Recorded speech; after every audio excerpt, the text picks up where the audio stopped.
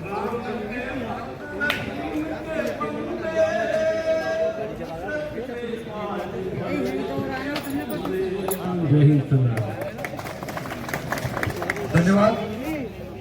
हमारे बीच गुड्डू प्रधान जी पहुंचे चेतावाले से, उनका मैं स्वागत करता हूं। और तमाम प्रधान जो आए हैं दांदूपुर से, खालतपुर से, उन सभी को मैं स्वागत करता हूं। और राष्ट्रीय राकेश टिकैत जी हमारे बीच में। का इतिहास 1857 की क्रांति से रहा है, जब पूरा देश अंग्रेजों के उत्पीड़न से, उनके आतंक से पीड़ित था। तो आजादी का बिगुल अगर किसी धरती से बजा तो इसी मेरठ की धरती से बजा। और आप सबके बीच में एक नौजवान जिसको आपने एक सामान्य घर से उठा करके और विधायक बनाया, उस अतुल प्रधान ने विधायक होने के बाद अपनी व्यवस्था करने में, अपना स्कूल बनाने में, अपना कॉलेज बनाने में, अपना बिजनेस खड़ा करने में समय नहीं गवाया, बल्कि जब आपने एक गरीब घर से निकले हुए नौजवान को विधायक बनाया, उसको सदन में भेजा, तो उस गरीब के मन में हमेशा गरीब और पीड़ित के पक्ष में खड़ा होने का एक भाव जागा। कौन नहीं जानता है, मेरठ की धरती पर कौन नहीं जानता, पूरे उत्तर प्रदेश में कौन नहीं जानता कि निजी अस्पतालों में, जिन अस्पतालों में डॉक्टरों को भगवान कहा जाता है, इस देश में डॉक्टर को भगवान के समान संज्ञा दी जाती है। जब उन्हीं में से कुछ लोग ऐसे होंगे जो मरे हुए लोगों को भी वेंटिलेटर लगा के अगर पैसा वसूल करेंगे, तो बताइए अतुल प्रधान का आमरण अनशन जायज है कि नहीं है? और इसलिए जायज है, इसलिए अतुल प्रधान, चूंकि अतुल प्रधान समझते हैं कि एक गरीब के घर में जब एक बेटी बीमार हो जाती है, एक गरीब के घर में जब बहू को प्रसव पीड़ा होती है, जब कोई बेटा बीमार हो जाता है, तो सारे घर भर की कमाई और बचत लोग बहुत मायूस मन से निकाल देते हैं और उसको प्राइवेट हॉस्पिटल में जब लेके जाते हैं, जब अपने कम खाए हुए की बचत, कम कपड़े पहने हुए की बचत, कम खुशी मनाए हुए की बचत भी प्राइवेट हॉस्पिटल में लेकर के जाते हैं, तो जो डॉक्टर जिसको कम से कम संवेदनशील होना चाहिए, वो संवेदनशीलता के बजाय और न्यूटिमा हॉस्पिटल जैसे हॉस्पिटल मरे हुए व्यक्तियों से भी पैसा वसूलता है। तो बताइए अतुल प्रधान का आमरण अनशन जायज है कि नहीं जायज? क्या ये ठीक बात नहीं है कि एक गरीब महिला, एक गरीब परिवार से, जिनके घर में ठीक से बर्तन नहीं था, अगर उससे लाखों रुपए मांगे गए और अतुल प्रधान ने अगर बिल कम कराने के लिए एक आग्रह किया, तो क्या वो जायज है सार्वजनिक जीवन में कि नहीं है?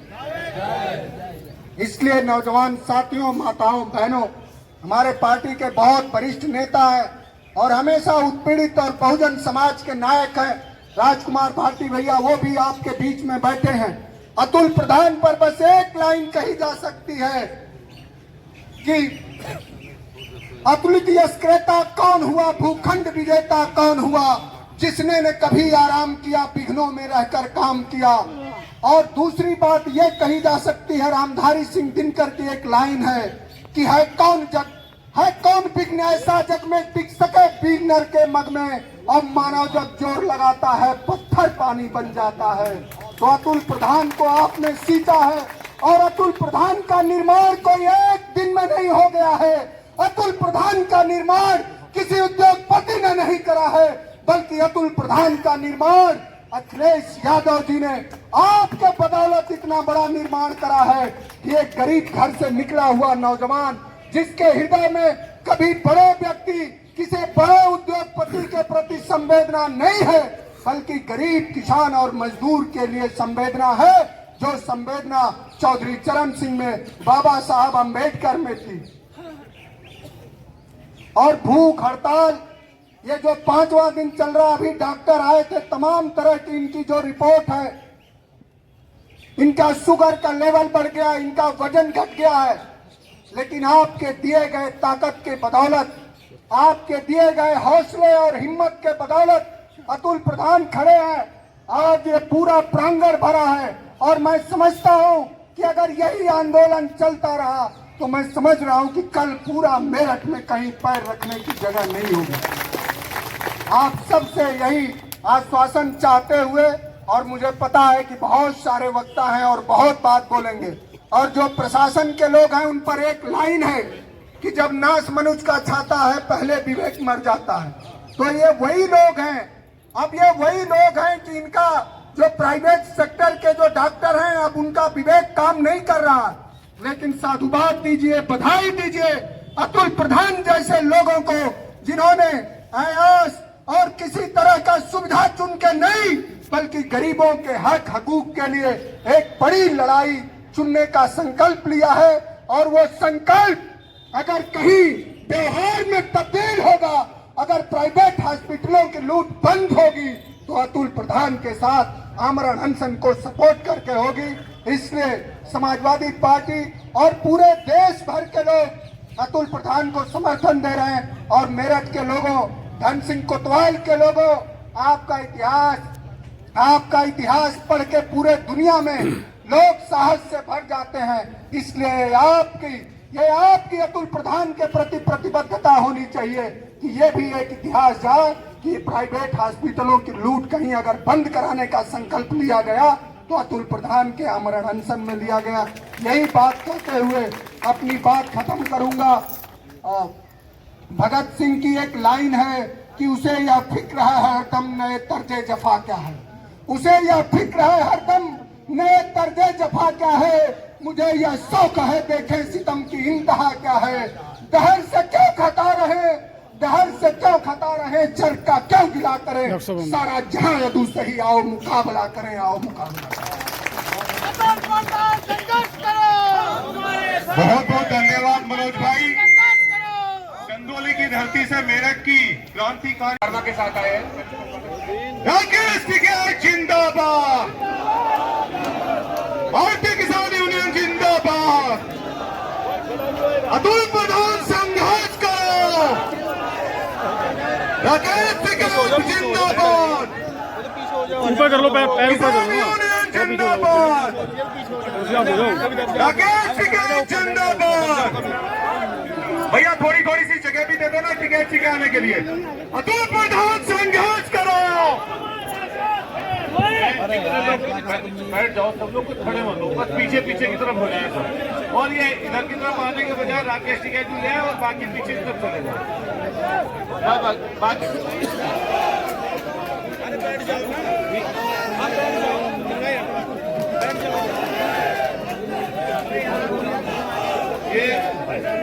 बाकी जो इधर वाले साथी हैं सबको देखना है, इधर की तो पीछे की तरफ आए। अभी लोग बोल लेंगे बदकार साथी हमारे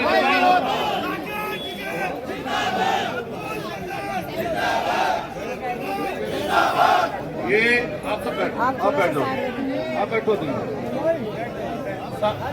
राकेश जी मैं आपको बैठाऊंगा, आप हटा नहीं बैठो। अभी रुक जाओ, ये पत्रकार साथी जितने वो अलग से बाइट दे देंगे। अभी नहीं रुक जाओ, बात कर लेते नहीं वो तो ध्यान होगा। आप बोल रहे जो पत्रकार साथी हैं वो साइड की तरफ आ जाए, थोड़ी देर ले लेंगे, पीछे की तरफ इस पर आ जाओ मंच। सारे आप मंच पर आराम से आ जाओ, आगे की तरफ से आ जाओ। आगे ने टिकैत साहब आपके बीच में आए हैं, बैठो ना, बैठ जाओ। दोनों हाथ उठा के, दोनों हाथ सब लोग उठा लेंगे और ताली बजा के उनका स्वागत करिए।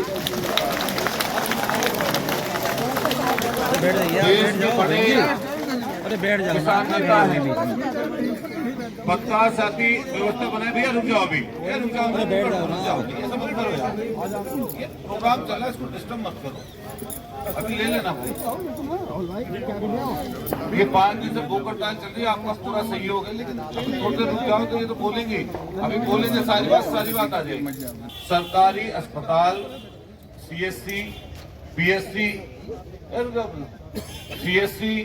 PSC, जिला अस्पताल, मेडिकल कॉलेज और जितने भी स्वास्थ्य केंद्र हैं सरकारी, उनकी दुर्दशा, पूरा का पूरा सिस्टम कोलैप्स उसका स्वास्थ्य विभाग का। सीएससी पीएससी पर ना डॉक्टर है, ना पूरा मेडिकल स्टाफ है, ना कोई टेक्नीशियन है, ना कोई रेडियोलॉजिस्ट है। इन सबकी भारी कमी है। और डेंगू से, चिकनगुनिया से या जो भी एक तरह का वायरस आया, कोरोना से भी ज्यादा मौतें हमारे गांव देहात में हुई है। और जब सरकारी अस्पतालों में इलाज नहीं मिला तो लोगों ने प्राइवेट अस्पताल की तरफ को लोग रुख करते।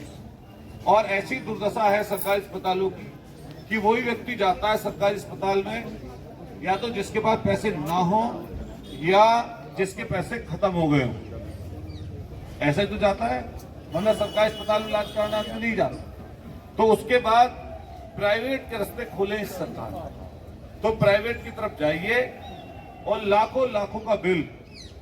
उनका मन नहीं है आपका मरीज मरे जिंदा रहे, उनकी जो कोशिश रहती है कि पैसा कैसे इकट्ठा किया जाए। हमारी लड़ाई सब डॉक्टर्स के खिलाफ नहीं है, अच्छे लोगों के खिलाफ नहीं है, आईएमए के खिलाफ नहीं है। हमारी व्यवस्था परिवर्तन की लड़ाई है, जो आज जिसका 5वां दिन है। और पूरे शहर के, पश्चिमी उत्तर प्रदेश के, देश के लोग ये चाहते हैं कि उनकी शिक्षा, स्वास्थ्य फ्री हो। हर कोई कितना भी गरीब हो उसका स्वास्थ्य की कोई दिक्कत परेशानी ना आए। निजी अस्पतालों में जो मेडिकल स्टोर खुले हैं उनमें एमआरपी बढ़ाकर उसी जगह पर दवाइयां मिलती हैं, जिससे महंगी दवाई लेने के लिए मरीज बाध्य होता है, उसका तमिलदार बाध्य होता है। दूसरा नंबर भैया, दूसरा नंबर जो वहां पर लैब है, कहीं से भी टेस्ट होके आए, फिर लैब में उन्हीं के में ही उसका जो है दोबारा टेस्ट करा दे, उससे पैसा इकट्ठा कर। विजिट जो है 2000 रुपए, 2500 रुपए, 1200 रुपए, 1500 रुपए, सुबह शाम की दोनों टाइम की अगर अस्पताल में कोई भर्ती है।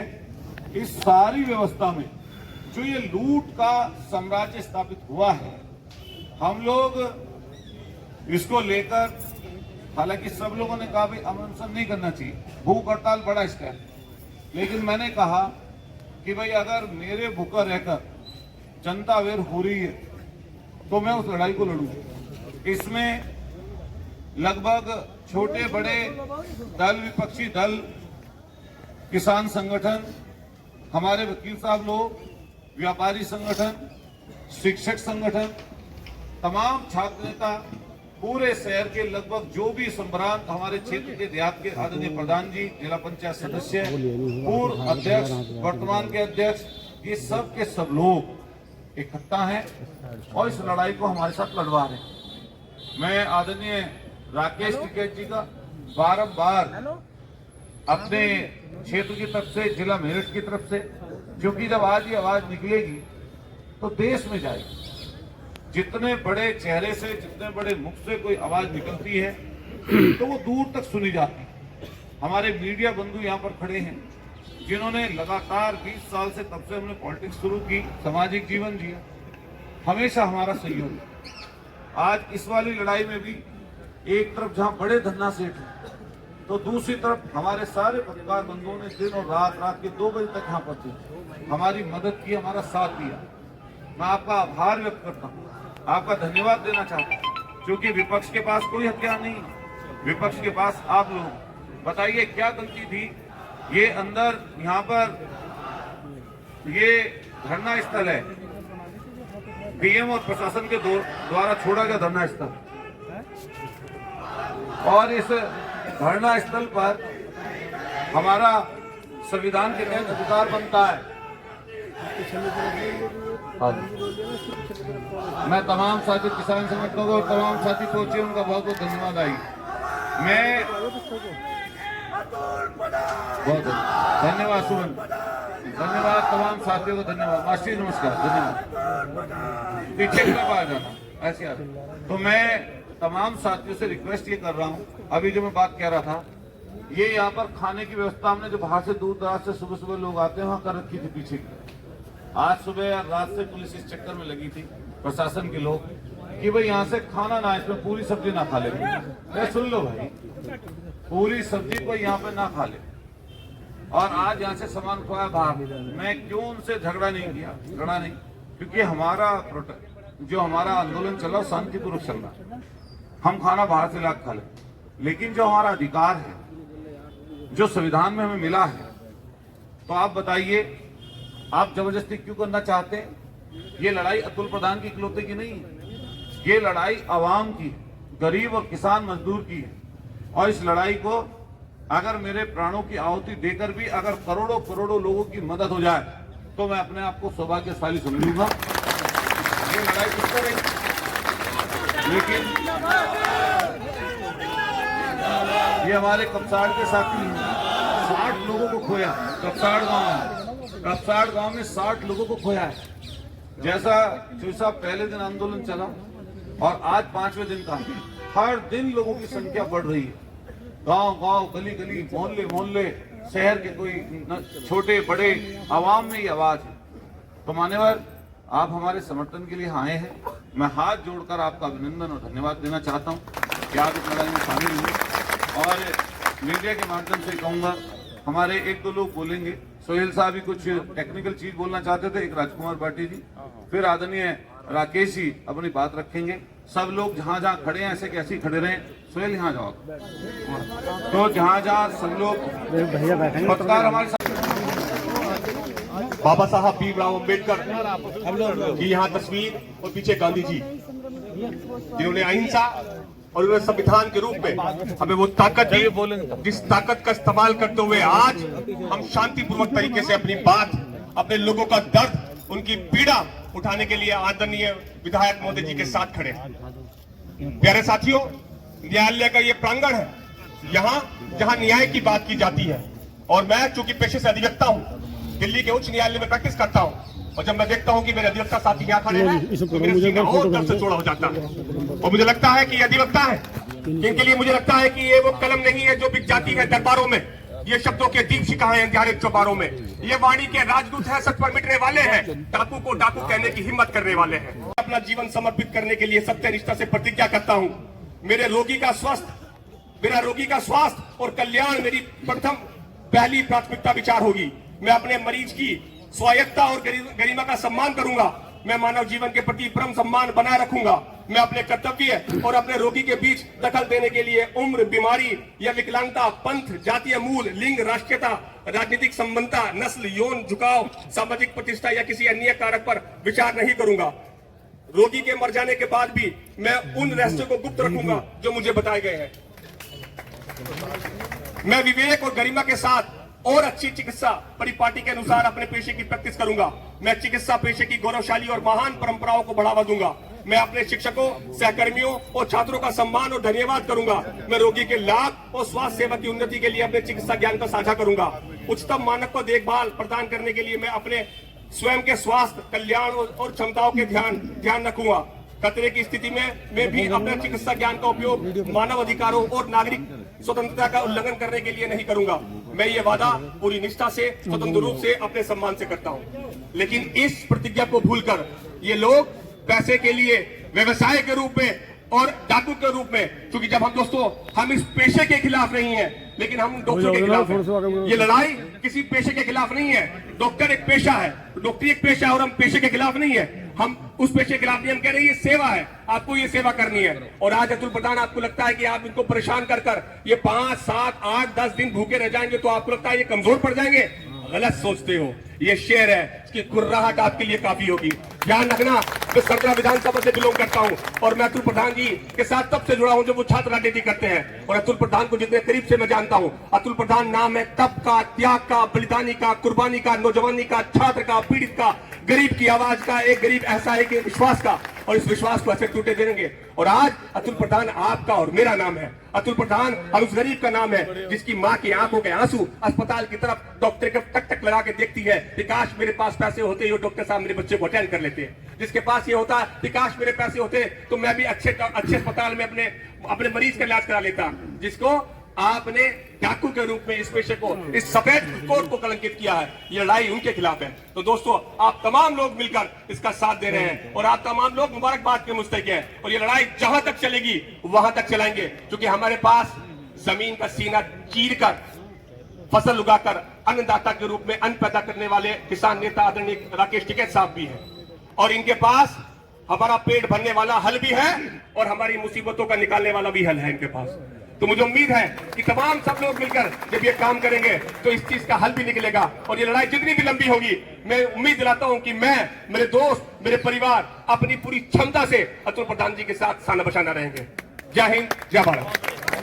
जिंदाबाद, राकेश टिकैत जिंदाबाद, अतुल प्रधान संघर्ष करो।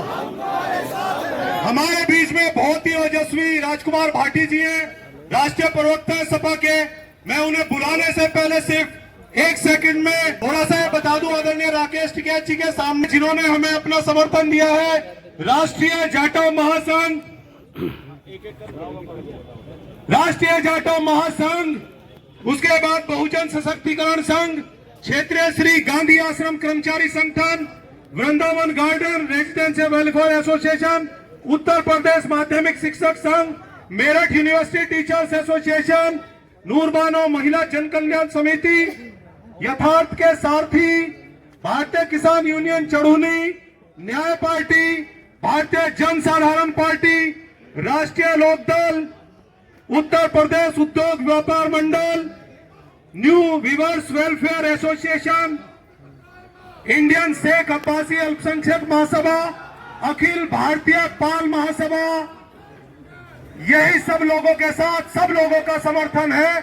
इसलिए बिना देरी के मैं आदरणीय राजकुमार भाटी जी से कहूंगा कि वो अपने विचार रखें।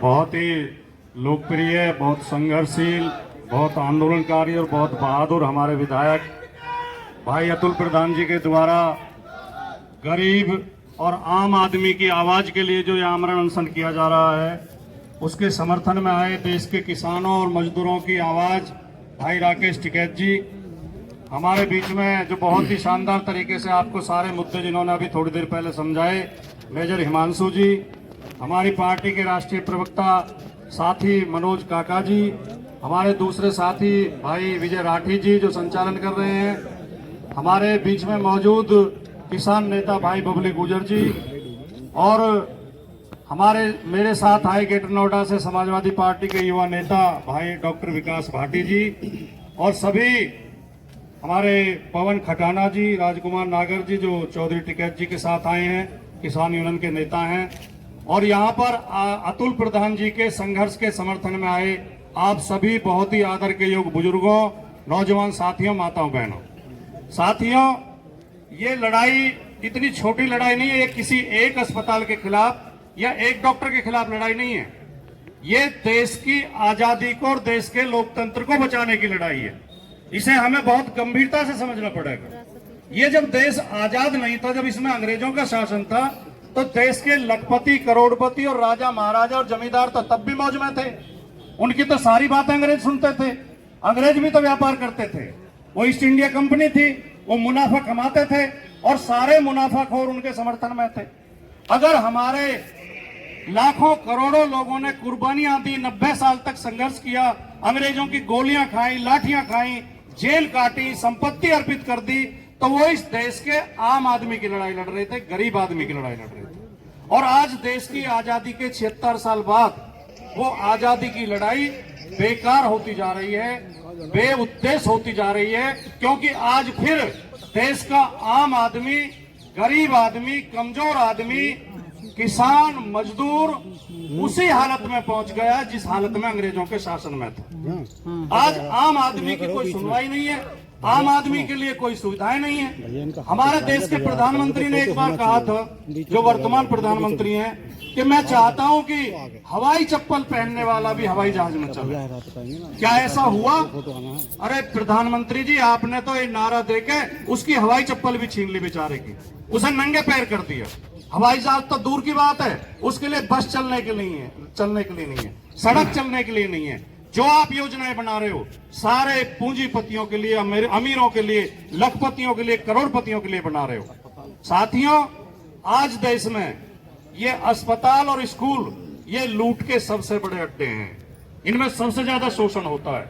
ये मुनाफाखोरी के अड्डे बन गए हैं, ये ब्लैक मनी के अड्डे बन गए हैं, ये काले धन से खड़ी की हुई बिल्डिंगें हैं। प्रधानमंत्री जी, काला धन लाने के लिए आपको स्विट्जरलैंड जाने की जरूरत नहीं है। आप इन प्राइवेट हॉस्पिटल स्कूलों पे सर्जिकल स्ट्राइक करिए, सारा काला धन बाहर आ जाएगा। ये जो एक से एक जो कौन सी अस्पताल प्राइवेट ऐसी है, कौन सा बड़ा कॉलेज ऐसा है जो बिना काले धन के खड़ा हुआ हो? 100-100 करोड़, 50-50 करोड़, 25-25 करोड़ रुपए इनकी बिल्डिंग में लगे हुए हैं। और इनमें होता क्या है? स्कूल में आप देखिए, आपका काम शिक्षा का है, आपको अच्छे से अच्छे टीचर रखने चाहिए, बच्चों की शिक्षा की गुणवत्ता पे ध्यान देना चाहिए, लेकिन आप बिजनेस पे ध्यान दे रहे हैं। आप स्कूल में किताब बेचते हैं, आप स्कूल में बस्ते बेचते हैं, आप स्कूल में ड्रेस बेचते हैं, आप तरह तरह के इवेंट्स के नाम पे वसूली करते हैं अभिभावकों से, आप डोनेशन लेते हैं एडमिशन के समय, और उसमें भी क्या खेल करते हैं? जो इस साल जो किताब चली है वो अगले साल नहीं चलेगी, और आप किसी बुक सेलर से नहीं ले सकते। और पैसा कमाने के लिए बीच में क्या करते हैं? बीच में बेल्ट चेंज कर देते हैं। बेल्ट में जो आगे काला सा बिंदु लगा हुआ था उसकी जगह हरा कर दिया, 500 रुपए लाओ जी, नई बेल्ट लेनी पड़ेगी। ये खेल अस्पताल में हो रहा है। अस्पताल में मरीज आता है, उसने कुछ खाना ऐसा खा लिया, उसे गैस बन गई, अस्पताल में ले गए, और पहले उसके जो लेके आए लोग तीमारदार है उनको डराएंगे, अरे बड़ी गंभीर समस्या, ये तो मुझे हार्ट का लग रहा है मामला, सीसीयू में ले जाना पड़ेगा। तुरंत उसे आईसीयू में ले जाएंगे, 2-3 दिन उसे रखेंगे, उसके फालतू के टेस्ट करा देंगे सारे, उसका कैंसर का भी टेस्ट कराएंगे, उसका तरह तरह के सारे टेस्ट करा देंगे, और बिल बना देंगे, दवाई देंगे 500 रुपए की, बिल बन जाएगा 5 लाख रुपए का। और हालत यह है, मुझे अस्पतालों के बारे में बहुत अच्छे तरीके से पता है, डॉक्टर को पैकेज दिया जाता है, तुम इतने महीने का बिजनेस दोगे, पेशेंट को जरूरत है नहीं है, लेकिन आपको आईसीयू में रखना पड़ेगा, क्योंकि उसका एक दिन का बेड 10,000, 15,000, 20,000 का है। रूम में ले जाएंगे तो 2,000 में काम हो जाएगा। और डॉक्टर ये करते हैं कि आईसीयू से पहले पेशेंट को तब निकालते हैं जब दूसरा पेशेंट आ जाता है। जब तक दूसरा पेशेंट नहीं आएगा, चाहे उसे जरूरत है नहीं है, उसे आईसीयू में डाले रहेंगे, और पेशेंट आ जाएगा तो जल्दी निकाल देंगे। तो ये जो खेल चल रहा है, इस खेल को समाप्त करने की जरूरत है। खाली एक अस्पताल के खिलाफ आंदोलन करने से काम नहीं चलेगा, ये देश की व्यवस्था को बदलने की जरूरत है।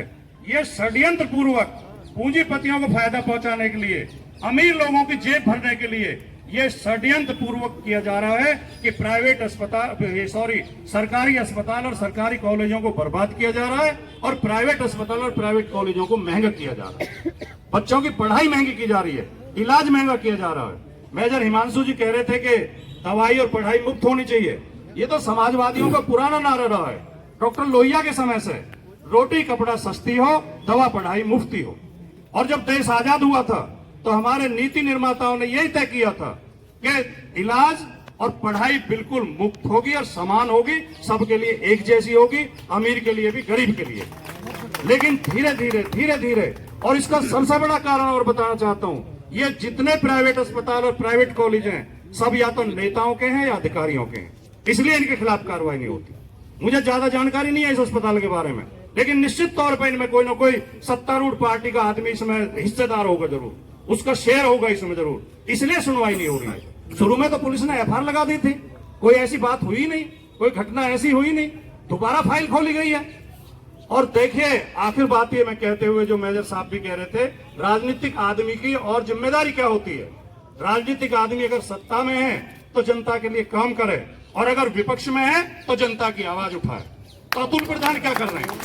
अतुल प्रधान जनता की आवाज उठा रहे हैं। अतुल प्रधान की कोई निजी लड़ाई नहीं है, इनका कोई निजी मुद्दा नहीं है, ये हमारी आपकी लड़ाई लड़ रहे हैं। और हम बड़ी बड़ी व्यवस्था परिवर्तन ऐसे छोटे छोटे आंदोलनों से ही हुए हैं।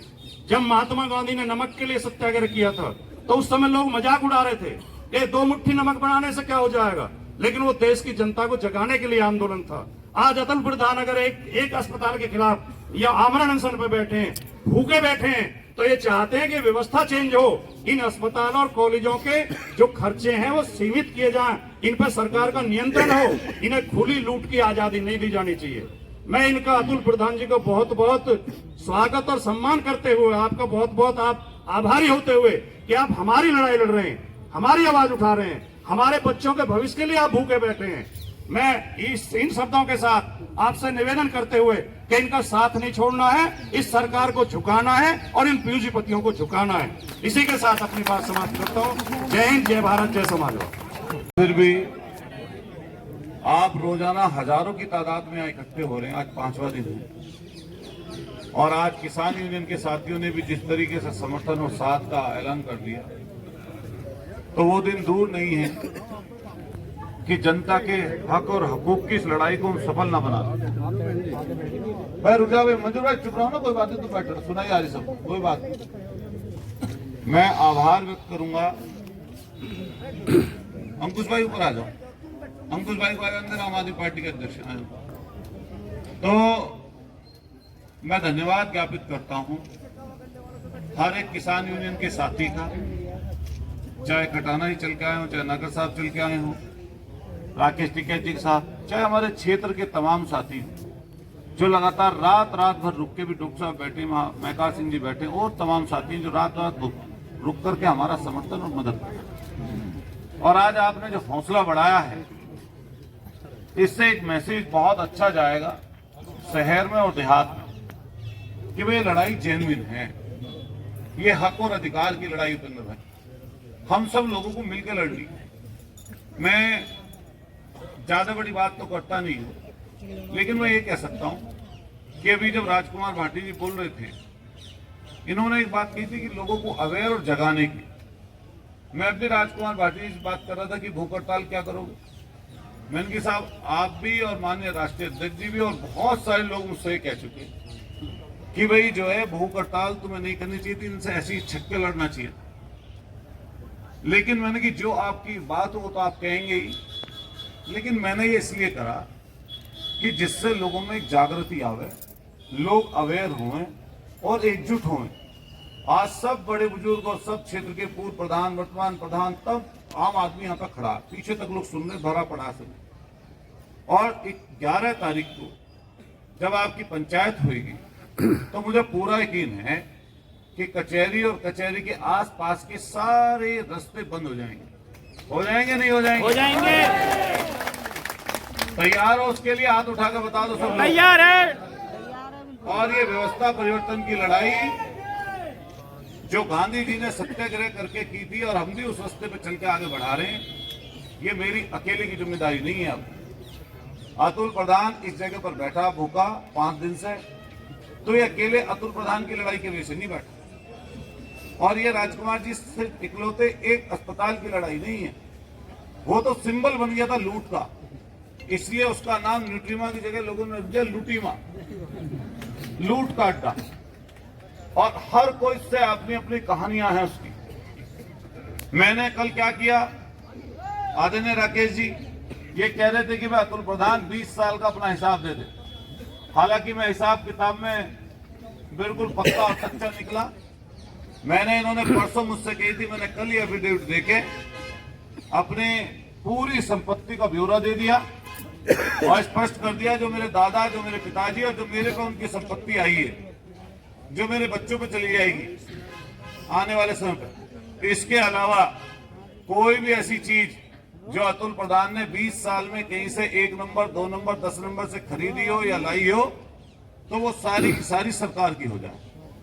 ये एफिडेविट अतुल प्रधान ने करा। अब हमने ये इनसे कहा था कि आप 20 साल, 25 साल, 30 साल का हिसाब मत दो, 15 साल, 5 साल का भी हिसाब मत दो। आप बस कोरोना के समय और कोरोना के बाद आपने किस तरीके से कितने पैसे कमाए, इसको आपको मैं चैलेंज करता हूं। मीडिया के लोग खड़े, मैं चैलेंज करता हूं सब लोगों को जो इस तरह की लूट में शामिल रहे। सारे डॉक्टर्स नहीं, अच्छे लोगों के लिए नहीं कह रहा हूं, लेकिन जो इस लूट में शामिल रहे, मैं उन सबसे कहता हूं कि आप ईमानदारी के साथ, जैसे कल अतुल प्रधान ने एफिडेविट दिया, मैं आपको चैलेंज करता हूं कि जितने सारे डॉक्टर थे वहां पे, सारे के सारे अपने 3 साल की कमाई का हिसाब जनता के सामने रखे, क्योंकि वो जनता की गाड़ी कमाई का पैसा है। उनके घर बिकवाकर, उनकी भैंसे बिचवाकर लोग रोते हैं, गिड़गिड़ाते हैं, तरस नहीं खाते ये लोग।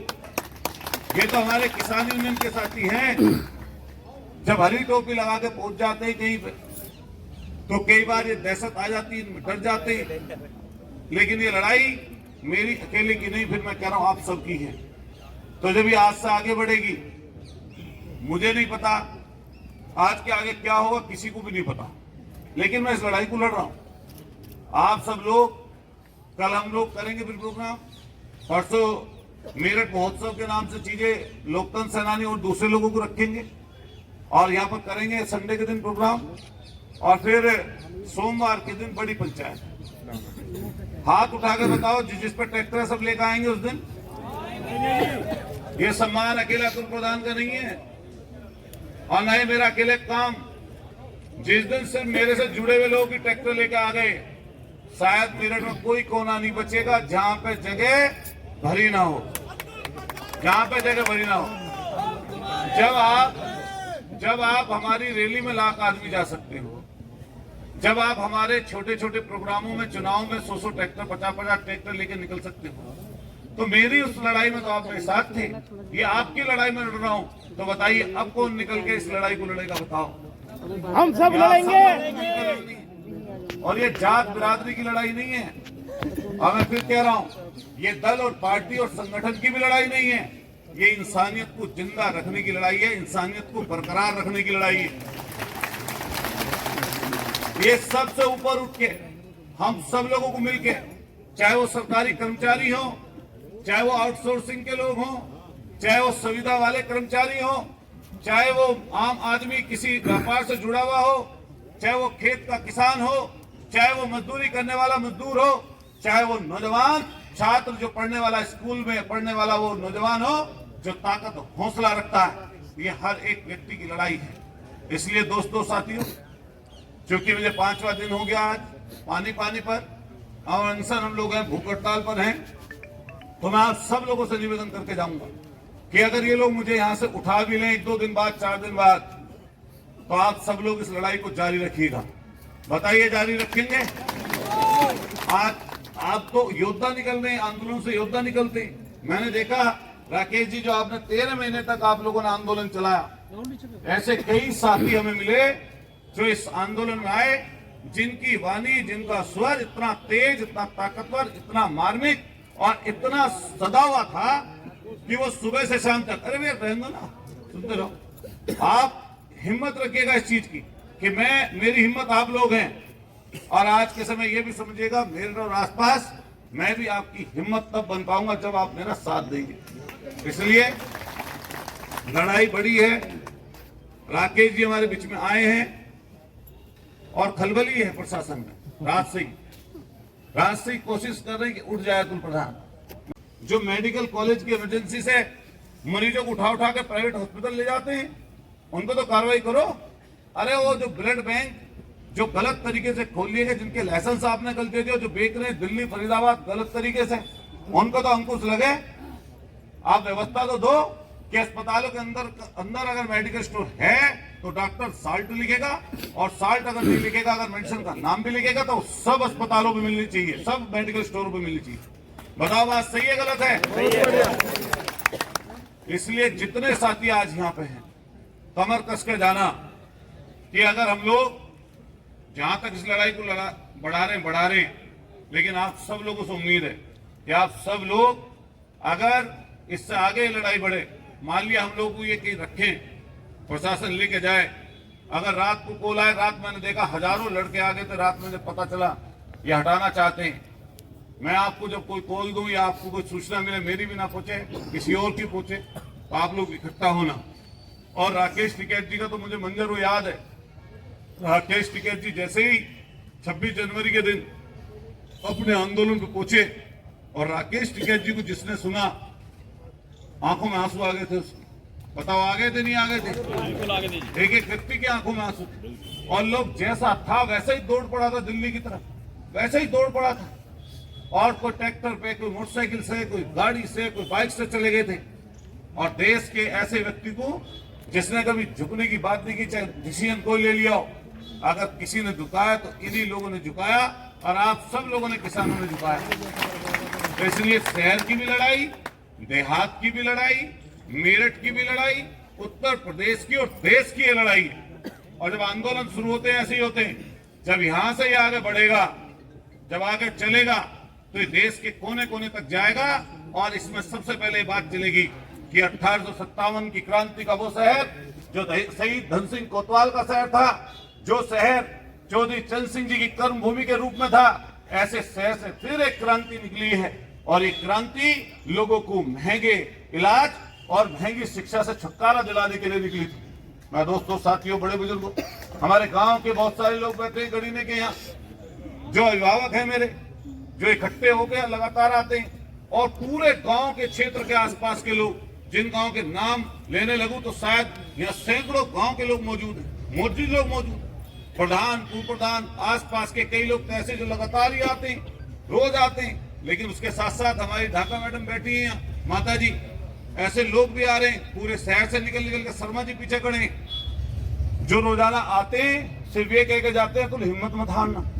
और हमारे जितने पत्रकार साथी खड़े, जो आपने मेरा हौसला पिछले 1 महीने में बढ़ाया है, उस हौसले को आप लोग बढ़ाते रहिएगा।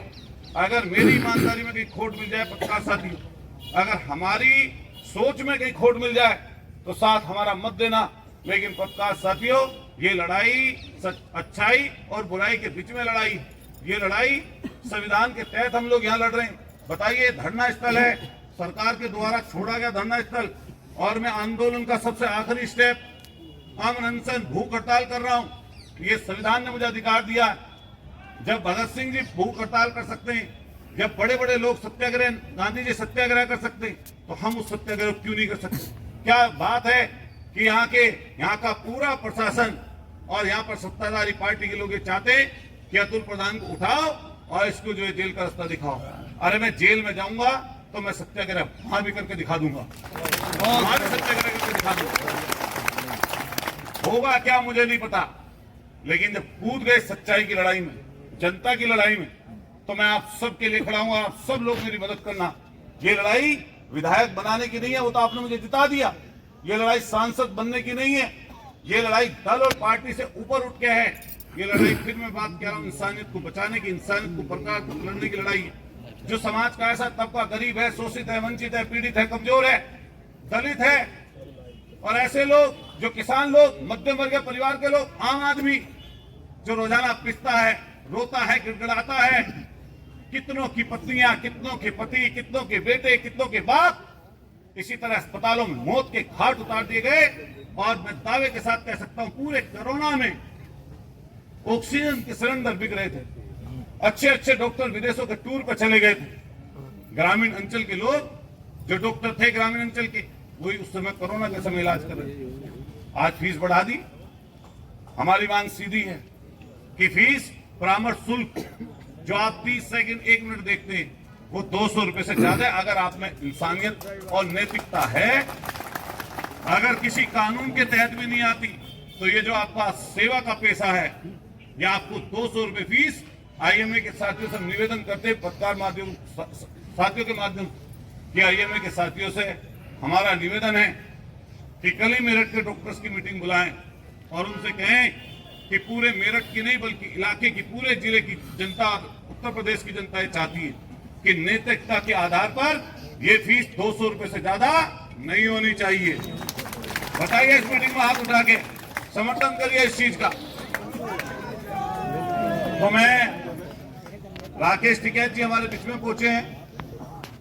आप लोगों को चाहूंगा एक बार दोनों हाथ ऊपर उठा लीजिए, दोनों हाथ, सब लोग दोनों हाथ ऊपर। अगर हमारे चाहने वाले पीछे सब लोग दोनों हाथ ऊपर उठा लीजिए और जोरदार ताली बजाइए राकेश टिकैत जी के लिए। आप सब लोग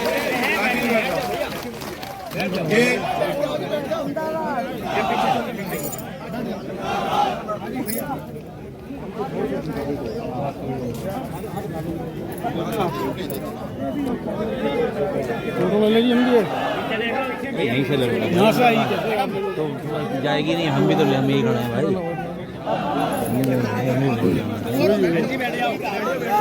बैठ जाओ।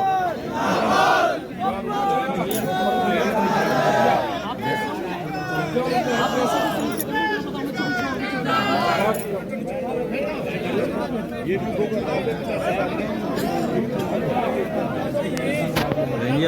जाओ फोटो नहीं आने की, फोटो लेनी है।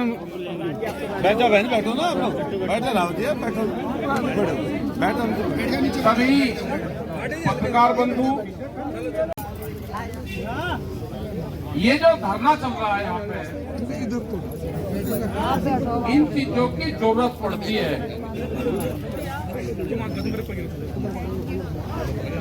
क्योंकि बीमारी जो है ना, बीमारी हर घर में है। हर घर के कैंडिडेट की फाइल बनी हुई है, बुढ़िया बन रही घर में अलग अलग, कोई दूसरे की, एक दूसरे की ना खाले निगाह रख के हिंदी में लिख रहे, बुढ़िया है सब। अतुल प्रधान को जब से जानते हैं, जब टिकैत साहब यहाँ पे 30 और 35 साल पहले आंदोलन करते थे, छोटा सा था ये, जब भी रोड़ा रुका करता था। ऐसा नहीं कि आज ही कर रहा, आज विधायक बन गए आज ही कर रहा, ये समस्याओं को उठाता है। सबसे ज्यादा लाठियां भी इसी ने खाई।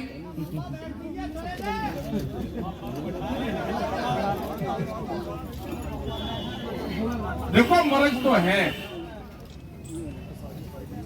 यहाँ पे इस तरह के भी हॉस्पिटल बने हुए हैं कि उनके परिवार से कोई डॉक्टर ही नहीं है। कहना जी ठेके पर चल रहे ये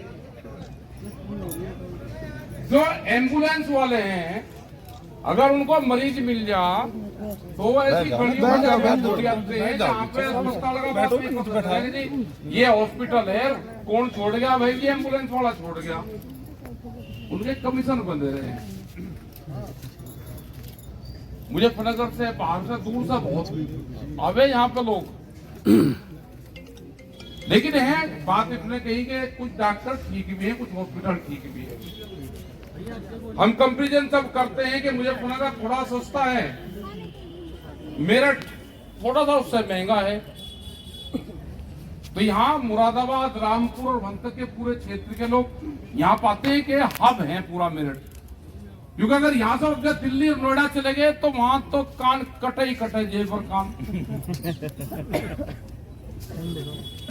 डॉक्टरों को भी फोन आए, उन्होंने कहा जी पहले हमारी भी बात सुन लो। मगर भाई पहले जिसका नुकता पहले वहां जाएंगे, पहले तो आपकी बात सुनेंगे प्रशासन को बीच में लेकर। मुद्दा ठीक है, बिल्कुल मुद्दा कोई गलत नहीं है। भाई को लिखत पड़ा तो भाई फीस कितनी होगी, सारे रिश्तेदारों के मेडिकल पावेंगे और जांच वाले उनकी घर वाले के नाम से वो पावेगा, और रिपोर्ट जांच किया लैब है। लेकिन चलो हम कह रहे हैं कि और काम नहीं करते, कुछ यही काम कर रहे भाई, थोड़ा सा वे घट जा, कुछ जनता को भी राहत मिल जा। एक तो क्या है कि किसी का डेथ होगी किसी की, कह लगे जिसका 2.5 लाख रुपए का हो रहा है जिसका बिल, अजी डेट दे दो। अब हमने भी फैसला कर लिया जिसकी अस्पताल में मौत हो जाए वो डेड बॉडी गुना दे। भाई तेरावी का भी जुम्मा उसे छोड़ दो, डॉक्टर का तेरावी हो जाएगी। और कहाँ ले जाओगे उसको भाई, कम से कम डॉक्टर इसकी भाई तेरावी भी बेहतर ही कर देगा, वही अपना रिश्तेदारों को बुला देंगे। देखो हम इनको भी कहेंगे मुद्दा ठीक है, जनता का इशू है ये। हमने प्रशासन को भी कहा है कि आप इसकी कमेटी बनाओ, उनको भी बुला लो जो उनकी कमेटी है डॉक्टरों की, यहां से भी जनता के भी लोग चले जाएं। प्रधान जी मुद्दा उठा रहे हैं, इनको भी लो और एक बीच में सहमति बना लो। डॉक्टरों का बहुत सम्मान देश में है, दूसरा भगवान उनको कहते हैं। लेकिन वो अपना जो पैसा है उसको ज्यादा व्यापार ना बनावे, अपना काम चला ले, जितने में उसका काम चल जा, बालकों का चल जा, अपना ठीक जगह पढ़ा लिखा लो, एक अपना अस्पताल बना ले। लेकिन ये नहीं कि 6 मंजिल के हॉस्पिटल नोएडा में उसका भी बनेगा, उसका ना काम करो। ये जनता भड़केगी, ये मुद्दा चलेगा, क्योंकि त्रस्त है लोग। आदमी जिसका बीमार हो गया वही हॉस्पिटल में जा कमती बत्ती करवा के उससे करवा ले, लेकिन गरीब आदमी बहुत है, बहुत बुरी हालात हैं, दवाइयों के पैसे नहीं है। एक हॉस्पिटल और था, उसका नाम तो नहीं पता, कोरोना काल में 350 लोग मारे उसने। केएमसी भाई जोन सा भी है, वो क्या करा था कि 8-10 लाख रुपए ले था वो एक मरीज से। जब देखा था कि ये 10 लाख का बहुत है, अपना मारा दूसरा भर्ती, 350 लोग मारे। ऑक्सीजन हटा दो था, ऑक्सीजन तो जब हटा था जब दूसरा का हक आ जा था और उसके पैसे खत्म हो गए तो ऑक्सीजन हटा दी, मर गया। रात को मारा था। ये मुद्दा ठीक है, सब लोग साथ में है, लेकिन एक तो भाई जो अनशन वाला मामला है ना, हमने दिल्ली में भी 13 महीने आंदोलन चलाया और यहाँ पे भी चलाया। अनशन को तो छोड़ दे, वैसे ही खा पी का भंडारा चढ़ा। हाँ भाई, जो योद्धा होते थे तो तेग और देग दोनों चीजों से ही आंदोलन फतेह होता है। ये गुरु गोविंद सिंह ने जब लड़ाइयां लड़ी तो उनका यही तो था भाई, लड़ाई तलवार भी मजबूत रहनी चाहिए और लंगर भंडारा भी मजबूत रहना चाहिए, दोनों चीज रहना चाहिए भाई। अपना देखिए, हमारा तो ये है कि अनशन अपना तोड़ ले, प्रशासन को बुला कर उसको और अपना लड़ाई लड़, अपना सब है। क्या पता कि एक दिन लड़ाई लड़े, लड़ाई का क्या पता, लड़ाई का राड का भूत का क्या पता, तो हम सब साथ में बढ़िया मजबूती से लड़ाई लड़, कोई दिक्कत नहीं है। और ये उठाओगे तो जहां लेकर जाएंगे वहां पे भी आंदोलन चलेगा। जेल में भी तो ऐसे नहीं रहे, जेल में क्या कोई अफगानिस्तान नहीं है कि वे भाषा नहीं समझते, वे सब अखबार पढ़े, सब काम करे वहां जेल में। मोबाइल भी रखो जा में, सब रखे, उन्हें भी तो कम पानी में मत मारना। एक ना एक दिन करा फोन, कहले जी जेलर को फोन कर दो, मैं कर दूंगा। अगली में जेलर मेरे सामने बैठा कुर्सी पर, सर्दी का टाइम था, आपने फोन नहीं करा जी। अरे मैं करूंगा, रुक जा, अभी कर दो, ठा नहीं फोन। तो वे सब चीज जो यहाँ बात कहते हैं वे सब चीज सुने वहां पे, बोलने पसीने को करने का उन्हें।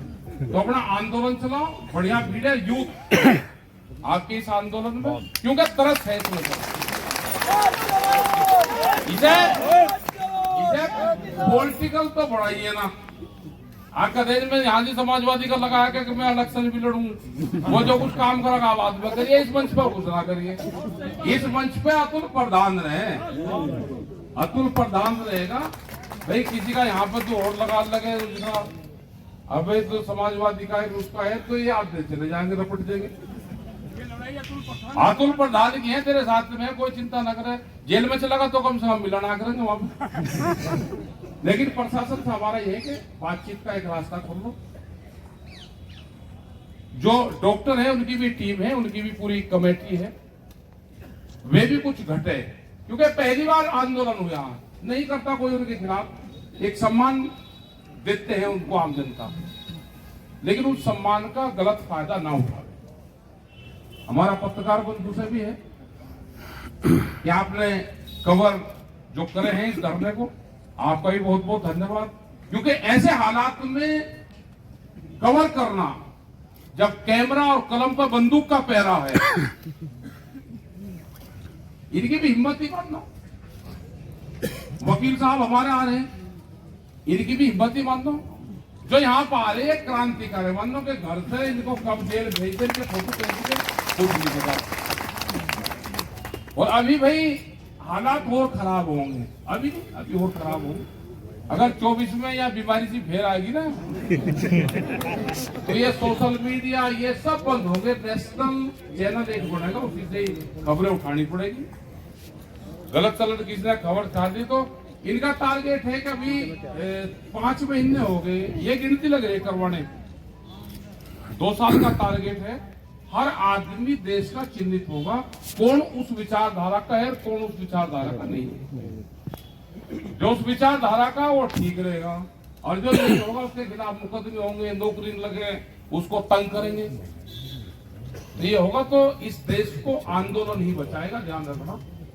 कोई पॉलिटिकल पार्टी इस देश को नहीं बचाएगी। इस देश को जनता बचाएगी, आंदोलनकारी बचाएंगे, खाप पंचायतें बचाएगी, गांव बचाएगा। खास करके जो किसान होगा, जो मजदूर होगा, वो इस देश को बचाएगा। आपकी जरूरत पड़ेगी आने वाले टाइम पे। अपने संगठन को मजबूत रखो। ये इस तरह की मुसीबतें आएगी, इन्हीं में से ही लोग निकल के आएंगे जो आंदोलन की अगुवाई करेंगे। और जो आंदोलनकारी हैं वो घर में नहीं बैठने का। इसकी पार्टी ने तो मैंने कराया होगा, लेकिन इसको दर्द है तो आगे उसका झंडा लगा रखा, अपने आप जाकर गांधी जी का लगा दिया। पार्टी ने मना नहीं करा। नहीं, बनने की बात है कि कोरा होगा भाई, ज्यादा केड़ा ना रहे। हाँ, लेकिन ठीक है, विधायक हैं